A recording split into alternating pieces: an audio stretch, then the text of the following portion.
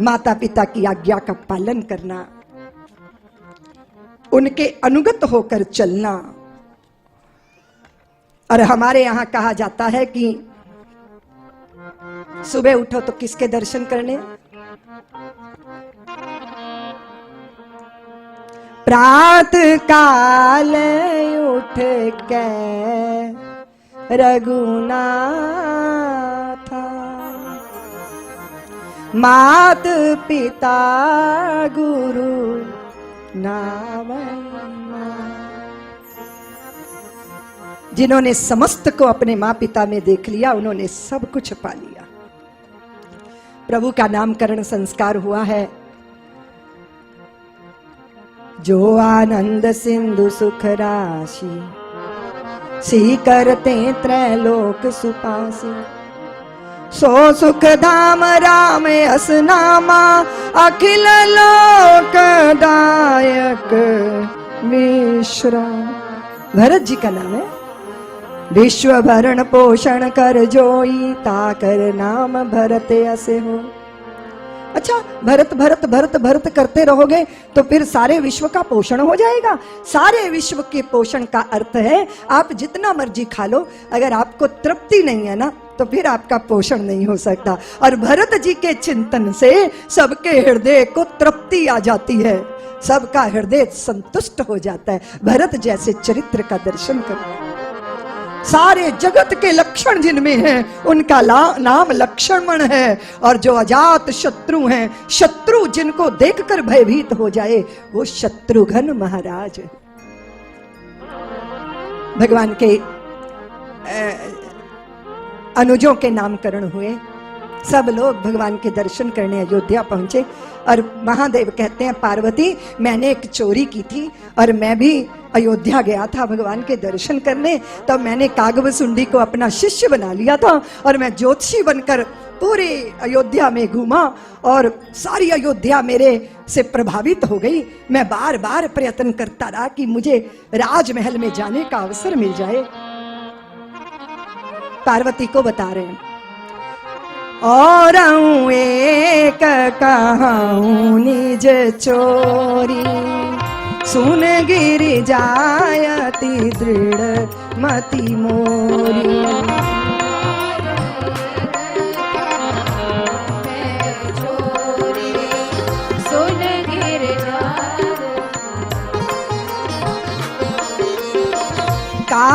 कागभसुंडी संग हम दो, मन स्वरूप जानई नहीं को।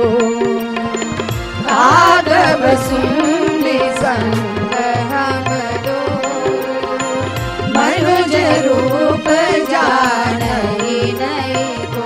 बोलिए श्री राम जय राम, जय जय राम। श्री राम जय राम, जय जय राम। श्री राम जय राम, जय जय राम। श्री राम जय राम, जय जय राम। पार्वती ने कहा, प्रभु आपको चोरी करने की क्या जरूरत थी? भगवान ने कहा कि मैं सहज रूप से प्रभु के बाल स्वरूप के दर्शन के लिए आतुर था देवी। बार बार द्वार पे जाके खड़ा होता तो द्वारपाल कहते कि आपको अंदर जाने को मिलेगा, लेकिन पहले वशिष्ठ जी के हस्ताक्षर की पाती लेकर आओ। अब हम वशिष्ठ के सम्मुख जाते देवी तो हमारा रहस्य उद्घाटित न हो जाता। हम बार बार कहें भैया जाने दो। एक बार तो हमने आधी रात को प्रयत्न किया, द्वारपालों से कहा भैया हमने सुना 2 नंबर के ट्रक रात ही को पास होते हैं, जरा कृपा करो। नहीं नहीं, पहले पाती, हस्ताक्षर वाली पाती।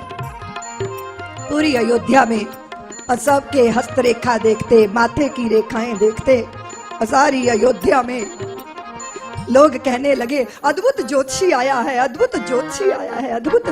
माता कौशल्या के कान में भी ये स्वर गए, कदाचित अवसर मिला। भगवान ने लीला की, भारी रुदन किया। राम लला का रुदन देखकर हृदय विदीर्ण होता है, क्योंकि वे शांत, काम कोटि छवि श्याम शरीरा, नील कंज बारित गंभीरा, अरुण चरण पंकज नख ज्योति, कमल दलन बैठे जनु मोती, रेख कुलिस ध्वज अंकुश सोहे, नूपर धुन सुन मुनि मन मोहे। ऐसी अद्भुत अद्भुत छटा, अद्भुत रूप, अद्भुत सौंदर्य। आंखों से भी छू लो तो फिर लगे कि अरे उनको पीड़ा हो जाएगी। हाथ से छूने की बात तो बड़ी दूर की बात है। और ये राम अगर रुदन करते हैं तो दिशाएं विदीर्ण होती। वशिष्ठ जी से पूछा, राम क्यों रुदन कर रहे हैं? वशिष्ठ जी ने कहा, माते ऐसा लगता है भारी नजर लग गई है, कोई होगा नजर उतारने वाला। सरयू के किनारे कुटिया बना के साधु दर्शन की लालसा से बैठे थे। अरुणी पंक्तियों में भोले बाबा सेवक पूछ रहे हैं प्रवेश कर करके झोंपड़ियों में। और जैसे ही भोले बाबा की झोंपड़ी में, कौन? हम तो सदाशिव जोशी हैं। झाड़ा लगाना आता है, नजर उतारना आता है। बाबा उठकर खड़े हो गए, बोले असली धंधा तो मेरा नजर उतारने का ही है। ऐसी नजर उतारूंगा दशरथ के लाल की कि उनकी नजर उतर जाएगी और मेरे मन पे जो दर्शन का भूत चढ़ा वो भी उतर जाएगा। और जैसे ही माता के सम्मुख गए, गोद में राम लला, लीला पलट गई। राम लला का रोना बंद हो गया, शंकर दादा का रोना प्रारंभ हो गया। बीबल व्याकुल होके अश्रुपात हो गए, प्रेम में विभोर हो गए, मन चुप हो गया, चित्त ठहर गया। रोम रोम पुलका पुलकावली रोमावली पुलकित हो गई। हाथ की रेखा, तो हाथ की रेखा तो मैं देखूंगा और मेरा शिष्य देखेगा, क्योंकि कागभसुंडी को रोक लिया था बाहर कि आप जाइए, आपके लिए निमंत्रण है। कागभसुंडी आपका चेला नहीं जाएगा। तो कागभसुंडी ने पकड़ लिया शंकर दादा का कुर्ता कि मुझे नहीं ले गए ना तो अभी पोल पट्टी खोल दूंगा कि ये ज्योतिषी नहीं है, ये तो साक्षात शंकर भगवान अयोध्या की गलियों में। अरे इशारा किया, रुको, आंखें बूढ़ी है, रेखा नहीं देख पाती, मेरा चेला रेखा देखता है और मैं भविष्य कथन करता हूं। कागभसुंडी ने कहा, ठीक कहा बाबा। और हुआ ये कि फिर भविष्य कथन हुआ, माते तेरा लाल युगों युगों तक देवालयों में मंदिरों में पूजित होगा। राम शब्द का उच्चारण करके भव पार होगा संसार में। एक बार एक महात्मा आएगा, आपके पुत्र को ले जाएगा। अरे बाबा क्यों ले जाएगा मेरे पुत्र को?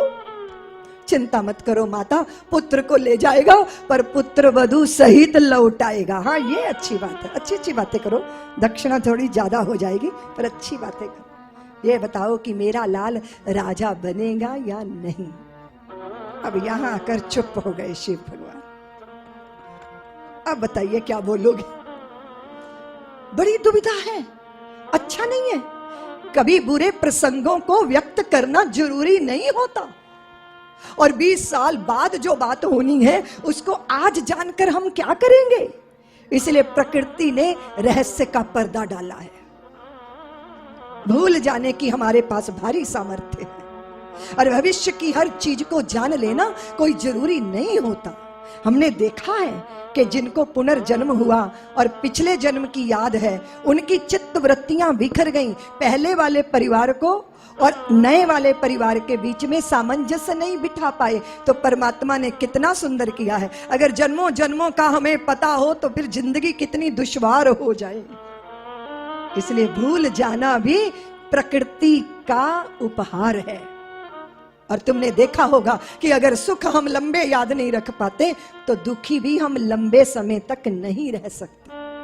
हमारा कोई अपना जाता है तो उस दिन जितना दुख होता है 2 साल बाद उससे बहुत कम दुख हो जाता है। तो दुख और सुख दोनों फेडेड होते रहते हैं। ये कुदरत का, ईश्वर का, परमात्मा का कितना बड़ा उपहार है। अगर तुम लगातार सुखी रहो तो वो भी मुश्किल होता है, सुख झेलना भी मुश्किल होता है, दुख झेलना भी मुश्किल होता है। पर सुख दुख दुख सुख रात दिन की तरह बदलते बदलते रहते हैं और हमारी जिंदगी की गाड़ी पटड़ी पे चलती रहती है। आप बोलते क्यों नहीं महात्मा? बाबा बोले मैया अभी तो तेरे बालक की लाइनें ही नहीं बनी, लकीरें, ये तो नन्हे हैं, अभी क्या इसकी बात कर। मैंने बहुत सारे लोगों को देखा कि हम अच्छी अच्छी बातें करें किसी के बारे में, लेकिन किसी के बारे में कुछ अजीब टिप्पणी कर दें तो वो बात फटाफट वहां पहुंच जाती है। अच्छी बातें नहीं पहुंचाते लोग, खराब बात तुरंत पहुंचा देते हैं। बड़े विचित्र हैं, अजीब ही हैं, बिल्कुल बगुले हैं, दिखते हंस जैसे हैं। अब हंस और बगुले दोनों एक से ही होते हैं, दोनों पानी में होते हैं ना। लेकिन जब बगुला पानी में चोंच मारता है तो क्या पकड़ता है? मछली। और हंस पानी में चोंच मारता है तो मोती पकड़ता है। देखने के लिए रूप रंग एक है, रहने की स्थान भी एक है, पर एक का चुनाव मछली है और एक का चुनाव मोती है। यही प्रवृत्ति है जो हंस को हंस बनाती है और बगुले को बगला बनाती है। इसलिए हमारी प्रवृत्तियां कैसी, हमारा चिंतन कैसा। किसी के हृदय में दुराव पैदा हो जाए, दुख पैदा हो जाए, ऐसे संवाद कभी नहीं कहने चाहिए, चुप रह जाना चाहिए। बहुत अच्छी होती है खामोशी देवियों, बहुत अच्छी होती है। बहुत जगह पर खामोशियां बहुत अच्छी होती हैं। जरूरी नहीं है हर चीज में मुखर होना, हर चीज में बोलना। ये जिंदगी बड़ी विचित्र है, सुख दुख लाभ हानि हर्ष विषाद के साथ चलती है।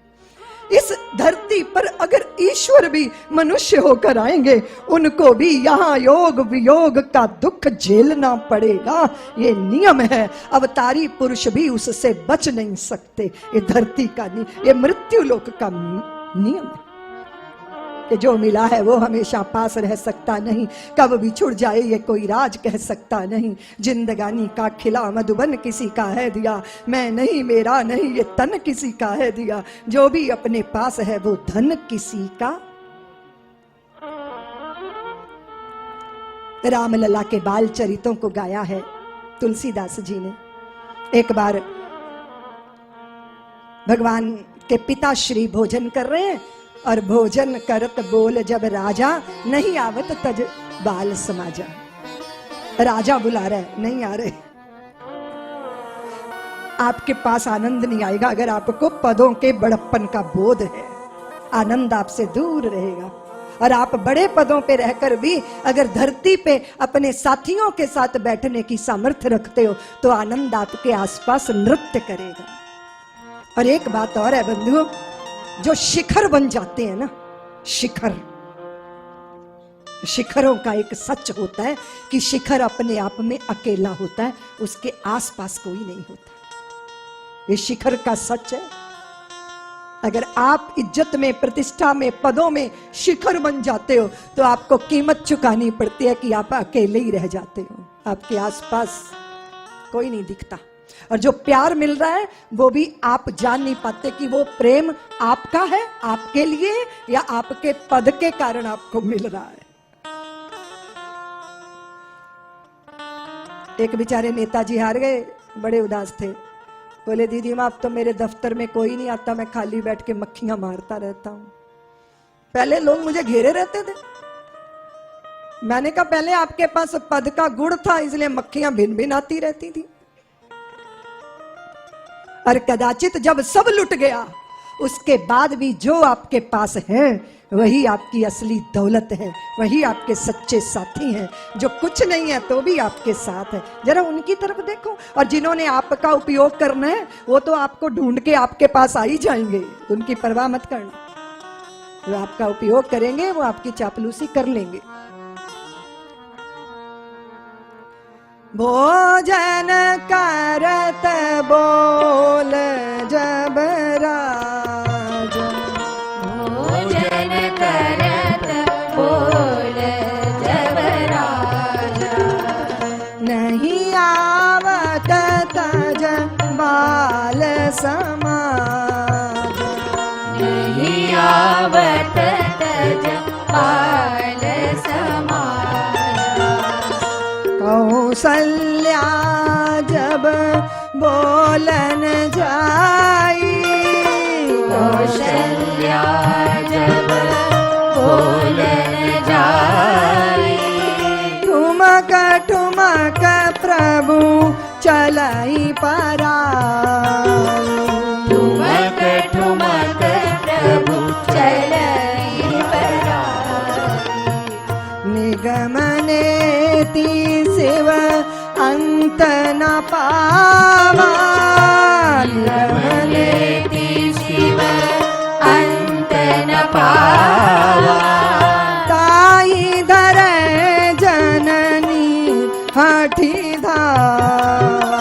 ताहि धरे जननी हठिया धूसर धूरी भरे तनु आए दूसर दूरी भरे तनु आए भूपति विहसी गोद बैठाए भूपति बिहसी गोद बैठा दशरथ अपने स्थान पर बैठे बुला रहे हैं, राम नहीं आए और मैया ने अपना घाघरा उठाया और धीरे धीरे नहीं तेजी से सीढ़ियां उतरती चली गई और धूल भरे तन को गोद में धारण कर लिया और लाके पिता की गोद में बैठा दिया। आगम और निगम जिसका पार नहीं पाते, आज वो माता कौशल्या के आलिंगन में बंधे धूसर धूर भरे तनु आए। अद्भुत दृश्य है। नन्हे स्वरूप का दर्शन करो देवियों। दशरथ जी के उस नीलमणि से, रत्नों से बने, स्फटिक से बने स्तंभ उस आंगन में ठुमक ठुमक ठुमक चलते श्री रामचंद्र का दर्शन करो। और बाबा ने दर्शन किया। ठुमक चलत रामचंद्र बाजत पैंजनिया ठुमक चलत रामचंद्र बाजत पैंजनिया ठुमक चलत रामचंद्र बाजत पैंजनिया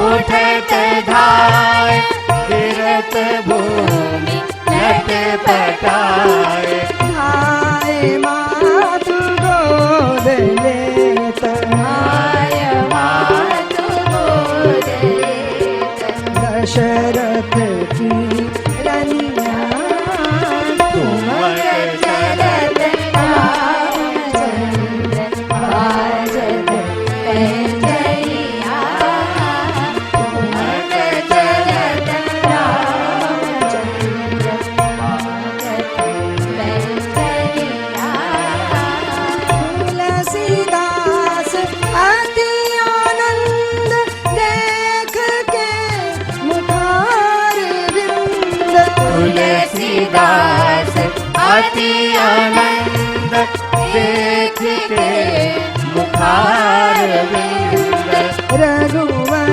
छवि के समान रघुवर छवि के समान रघुवर छवि बनिया ठुमक चलत रामचंद्र बाजत पैंजनिया ठुमक चलत रामचंद्र बाजत पैंजनिया ठुमक चलत रामचंद्र। मेरे प्रभु शील के धनी है, सहज है, सरल है। बाल स्वरूप का अद्भुत चिंतन तुलसीदास जी ने किया है, लेकिन हमें अब कथा को दिशा देनी होगी। बाल स्वरूप की बहुत सारी सुंदर लीलाएं हैं। ये सब चरित कहा मैं गाई, आगिल कथा सुनो मन लाई। आगे आगे कौन सी कथा आई? विश्वामित्र महामुनि ज्ञानी बसहि विपिन सुबह आश्रम जानी, गादी तनय मन चिंता व्याधि। हरि बिनु माराही ना निश्चर पापी, गादी तनय।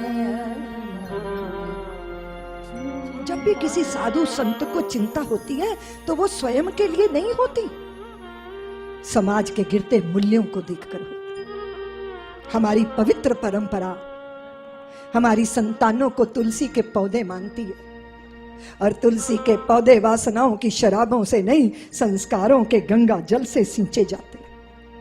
और आज जो शिक्षा व्यवस्था का ढांचा है वो नन्नों के चित्त में वासनाएं पैदा करने वाला है। चिंता होती है देख।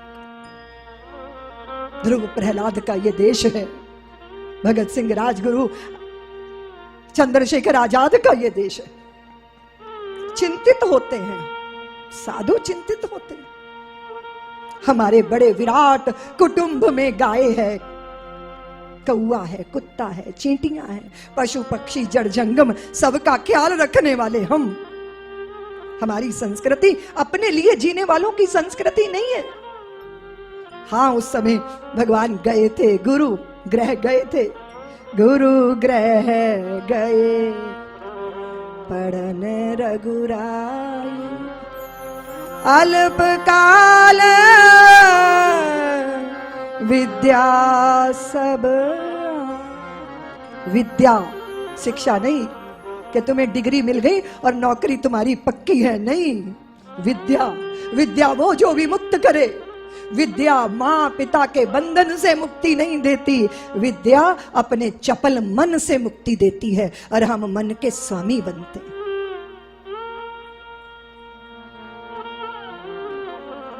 क्या है संस्कार हमारा? अपने माँ पिता का सम्मान करना। पर अभी बच्चे पढ़ जाते हैं तो अपने माँ बाप को बेवकूफ समझते हैं। उन्हें लगता है हमें जितना पता है हमारे माँ बाप को तो उतना पता ही नहीं, तो तुम्हें सिर्फ कागजी ज्ञान है। तुम्हें अपठित से अपठित भारत का व्यक्ति इतना विद्वान रहा, सारे इतिहास को जानने वाला। क्या है? अक्षर ज्ञान विद्या नहीं होती, जिनको जिंदगी का मर्म आता है।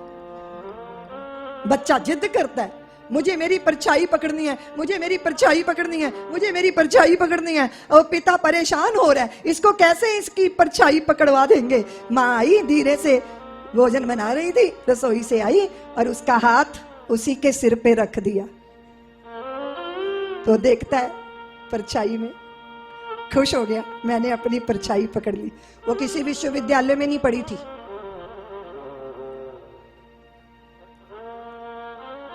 भारत के अंदर जितनी बुजुर्गों में सूझबूझ आज भी है। मुझे सत्यशील कह रहे थे कि दीदी माँ वो माता जी है ना, रतन जी, उनको बहुत कुछ पता है। हमने कहा उनको भारत की सारी देवियों को बहुत कुछ पता होता है, और भारत की देवियां अपने आप में वैद्य से कम नहीं होती। अगर नन्हे बालकों को कोई पीड़ा कोई तकलीफ है तो घर में ही उनका इलाज हो जाता है। बहुत आफत आती है तब डॉक्टर के यहाँ जाया जाता है। तो क्या वो विद्यालय नहीं गई तो क्या वो अज्ञानी है? और कोई विद्यालय चला गया तो वो ज्ञानी हो गया। और जिस तरह की शिक्षा आजकल है, वो जो चोर है ना, बिना पढ़ा लिखा चोर, वो तो थोड़ा सा चुराता है, और पढ़ा लिखा चोर पूरी रेल की पटड़ी उड़ा लेता है। तो ये कैसी शिक्षा? ये कैसी शिक्षा जो हमें नैतिक बनाए, चोर बनाए, संवेदनशील ना बनाए? कौन सा ऐसा बेटा कॉलेज पढ़ने के बाद उसकी माँ कहे जा बेटा कनस्तर ले जा और चक्की से आटा पिसवा ला, मजाल है कभी वो कनस्तर उठा के चक्की से आटा लेने चला जाए? ये कौन सी विद्या है जो आपको अपनी धरती से दूर कर दे, अपनी मिट्टी से दूर कर दे? अरे विद्या वो है जो मिट्टी को माथे पे धारण करके लगे, वाह धन्य हो गए भारत भूमि तेरी संतान होकर, हम धन्य हो गए, हम कृतार्थ। विद्या ये। संतों को चिंता होती है क्योंकि संत सब कुछ बिकता हुआ देखते। यहाँ विद्या व्यापार, यहाँ चिकित्सा व्यापार, यहाँ मनोरंजन व्यापार, सब कुछ तो व्यापार हो गया। अजब हाल देखो नई रोशनी का कि दुनिया में क्या क्या व्यसन बिक रहे हैं। मन बिक चुके हैं, तन बिक चुके हैं, सदन बिक चुके, अब वतन बिक रहे हैं। बुजुर्गों की शान और ईमान खोकर पैसे की खातिर अपन बिक रहे हैं। जरा जाके उनकी माँ बहनों से पूछो, गोदी के जिनके ललन बिक रहे हैं। अनोखा तमाशा यहाँ का जितेंद्र, शरेआम दूल्हा दुल्हन बिक रहे हैं। बाजारों में राधा कृष्ण बिक रहे हैं। जमाने के मालिक जरा आंख खोलो, लंगोटी से ज्यादा कफन बिक रहे हैं। अजब हाल देखो नई रोशनी। चिंता होती है, चिंता होनी चाहिए, क्यों नहीं होनी चाहिए चिंता। लेकिन गिरते हुए मूल्यों के साथ आसमान को छूती अट्टालिकाओं को बनते देखा हमने, लेकिन उन अट्टालिकाओं में इंसान को छोटा होते देखा। बिल्डिंगें बड़ी हो गई, इंसान छोटा हो गया, ये क्या हुआ? जीवन के प्रत्येक मोड़ पर मैं अपनों से पूछ रही हूं, हम दुनिया को बदल रहे कि हमको बदल रही है दुनिया? हमने दुनिया को सिखाना था, दुनिया ने हमारा ही दिमाग खराब कर दिया।